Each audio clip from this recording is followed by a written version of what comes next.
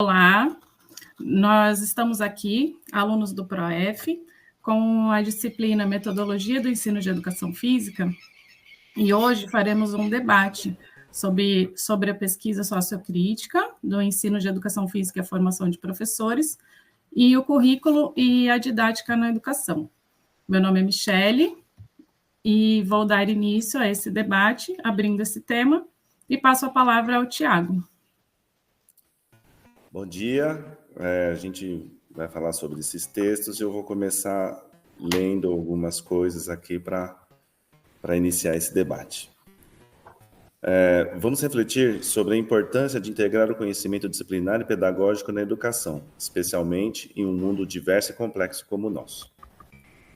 A separação entre essas duas esferas tem impactos profundos na formação de professores e na qualidade das práticas educativas. Quando focamos no conhecimento disciplinar, enxergamos o conteúdo como um fim em si mesmo, desconsiderando o contexto social e cultural dos estudantes, suas leituras de mundo e suas experiências. Isso faz com que o ensino se torne algo distante, que muitas vezes não dialoga com a realidade dos alunos. Por outro lado, quando o ensino pedagógico é visto de forma isolada, sem a profundidade dos conteúdos específicos, criamos uma lacuna perigosa entre o que se ensina e como se ensina. O resultado disso é uma prática pedagógica que, embora bem intencionada, pode falhar em preparar os alunos para compreenderem e atuarem de maneira crítica no mundo. Para uma prática pedagógica eficaz, em contexto de diversidades, precisamos integrar esses dois aspectos. Isso significa promover uma abordagem holística que valorize tanto o conteúdo quanto a leitura de mundo do estudante. Não se trata de escolher entre um e outro, mas de harmonizá-los para que o aprendizado faça sentido na vida dos alunos e contribua para a sua formação integral. Encontramos inspiração na pedagogia sociocrítica e nas ideias de Paulo Freire, que nos lembra que o ensino deve ser um processo dialógico e transformador.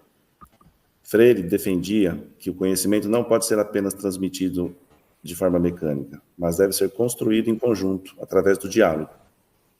E nesse diálogo precisa fazer sentido para as realidades individuais dos estudantes. Assim, a prática pedagógica abarca a diversidade, vai além da simples transmissão de conteúdo. Ela envolve os alunos como sujeitos ativos no processo de aprendizagem, respeitando suas experiências e saberes de mundo. Eu acho que eu pratico muito isso, eu acho que desde sempre, eu sempre dei importância muito para a fala dos estudantes, sempre respeitei o conhecimento deles. Então, parece assim que eu vejo esses textos e encontro a educação física que eu sempre pratiquei, sem saber muito o que estava fazendo antigamente.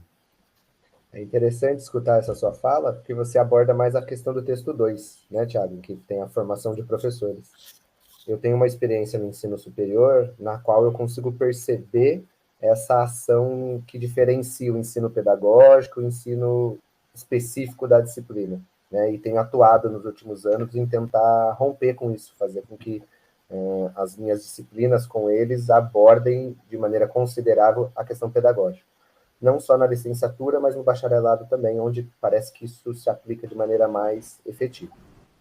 E na sua colocação com Freire, eu acredito que ele abraça bem as condições do texto 1, quando eles falam de uma autoridade emancipatória do professor. Até eu anotei um trecho aqui nesse sentido. Acredito que o desafio de implementar uma pedagogia emancipatória na educação física reside na superação das práticas tradicionais e no desenvolvimento de uma metodologia que valorize a diversidade social e cultural dos alunos, em uma ação que vise não só respeitar e dialogar com a sua realidade, com a sua leitura de mundo, aquilo que nós vimos na nossa última aula presencial lá em Muzambinho, como também lhe dando óculos que façam enxergar aquilo que ele ainda não é capaz de ver. Então, acho que o ato pedagógico vai nessa autoridade emancipatória que vai fazer respeitar a leitura do mundo do aluno, mas também ele vestir óculos que façam enxergar o que ele ainda não é capaz, para torná-lo autônomo, para torná-lo sujeito crítico da sociedade. Eu vejo aqui no texto 2, né, sobre essa diferença, né, que a gente tem ali entre a formação pedagógica e essa formação que ela acontece, né, nos bacharelados e na licenciatura. E nós temos uma visão que ela é um pouco mais ampla, porque a maioria de nós, professores de educação física, tem as duas graduações, né, tanto o bacharelado quanto a licenciatura. Então, a gente vê, de fato, o que acontece na formação do professor. E eu acredito que a formação continuada, ela seja o que possa fazer com que a gente enxergue, entenda e faça com que esses saberes se aproximem, tanto a formação pedagógica quanto a formação curricular. E coloque isso em prática, né? Então, a junção desses dois saberes, que eles são separados e eles influenciam muito no aprendizado do aluno, não só na área de educação física, mas em todas as áreas, né? Nós temos ali, por exemplo, professores de matemática que sabem todo o conteúdo disciplinar, mas não conseguem passar para os alunos o que eles podem trazer de estratégia ali para resolver as problemáticas ali do dia a dia. Então, isso impede a formação de todos os profissionais da área da educação, e seria essencial que a gente conseguisse, dentro das formações na universidade, né, antes da gente entrar aqui e começar o debate formal, o Jefferson estava comentando que ele, enquanto professor universitário, ele tenta aproximar, né, e acho que seria ideal que os professores tivessem esse olhar para dentro da escola, para o que o aluno de fato precisa, e não só o professor precisa saber. Em relação aos textos 1 e 3, é interessante que a escola seja justa, mas não só dentro da escola, né? Mas para fora dos muros da escola. Então, a gente precisa garantir que o aluno, além de se capacitar intelectualmente, ele possa ter as mesmas condições que o outro aluno do lado de fora da escola, né? E eu acredito que para a gente conhecer esse aluno, para a gente entender, para a gente fazer com que isso se aproxime, a gente precisa entender essa visão do mundo dele e fazer com que ele se torne participativo do currículo, né? Então, o aluno participar também desse planejamento, dessa construção, a gente entender qual é o mundo dele, para a gente poder aproximar e contemplar ali o que ele necessita para a escola ser justa, para a escola ter equidade. Então, e vejo assim também em minha prática, como o Tiago, que isso é um exercício diário, que muitas vezes a gente faz, e a gente não tem essa consciência de que está atuando dentro dessa pedagogia crítica, né? Então, é uma coisa que a gente busca todos os dias com os nossos alunos, na maioria das vezes. Correto. Eu acredito, só antes de passar a fala para a Carol, falando da questão da escola justa, que ela seja o modelo mais utópico ali dos 3 textos que a gente trabalhou, né? Porque eu estava comentando antes da gente abrir aqui, que não adianta nada o aluno chegar com todas as questões de igualdade para participar da escola se uma criança está com fome e a outra não. Se a gente está dentro da aula e ao sair da escola a criança vai ter espaço para fazer atividade extra e o outro vai ter que cuidar dos irmãos em casa. Então, é muito mais difícil porque é fora do muro da escola também o que acontece na realidade dele. Mas que o nosso acesso, enquanto professor de educação física, vai tentar tirar, no meu exemplo, por exemplo, de a defasagem que os alunos tiveram com a pandemia. E tentar fazer com que esse analfabetismo motor que se gerou a partir da pandemia seja igualado, e esses 3 anos após a pandemia, agora que eu consigo ver os primeiros avanços nesse sentido. Então, eu sei que é possível, mas esse princípio de equidade vai muito além, vai pela questão do governo poder oferecer coisas que fogem do nosso alcance. E juntando todos esses pensamentos, os 3 textos, acho que se conversam, né? Uhum. E essa é a importância do currículo, né? Porque se a gente pensa num currículo fechado e engessado, como que a gente pensa dentro da escola e fora da escola? Né? A gente tem...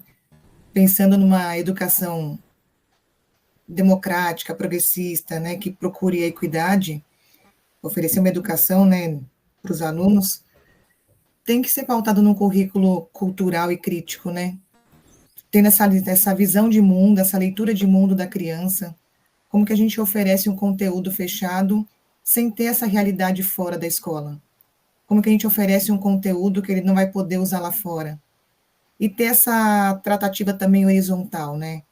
Professor, aluno, muitas vezes eu me sinto assim, eu acho que a leitura nossa também, conversando fora, a gente se sente sozinho nessa caminhada, né? Começando pelo componente, que é invisibilizado ainda, infelizmente, até pelos próprios companheiros de disciplina, que muitas vezes têm um pensamento diferente do nosso, não buscando uma educação crítica e emancipadora, né? Emancipatória, que trabalha mais a parte tecnicista. Então, acho que na nossa caminhada sozinho ou não, ser pautado nesse currículo crítico, cultural, né? E para que tudo aconteça, porque as mudanças estão acontecendo muito rápido. A educação que a gente dava, o currículo que a gente tinha 10 anos atrás, quando eu iniciei, no caso, talvez não seja o mesmo hoje em dia, né? De ter essa mudança, de ter essa flexibilidade. E a formação também, assim, acho que do professor é muito importante em relação a isso, né? Muitas vezes a gente está dentro da escola, a formação não é específica para os professores de educação física, tem muitas formações, mas para os professores polivalentes, a gente só acompanha como conhecimento, mas não uma formação específica. Se a gente quer algo novo, se a gente quer oferecer algo melhor, a gente tem que buscar isso, né, que eu acho bem complicado na nossa rotina, e a gente sempre buscar, assim, quando parte do nosso interesse de modificar a educação e fazer a nossa parte, plantar a nossa sementinha ali, porque a gente também está diante de muitas dificuldades, né, tanto dentro quanto fora da escola, de buscar esses alunos ativos, participativos, críticos, como o Jefferson trouxe, né, de formar esse currículo com a participação dos alunos. Eu acho que isso é importante, né? O PPP traz isso, que é um documento vivo, né? Isso já é de que é construído junto com os alunos, junto com a comunidade, com todos os professores. Eu acho que é nessa linha que a gente vai ter uma educação democrática e mais, que tenha mais equidade, né? Acho que é mais ou menos nessa linha de raciocínio e que a gente caminha, assim, vai muito ao encontro, assim, a gente conversando antes, né, do debate. Muito bom, é isso aí.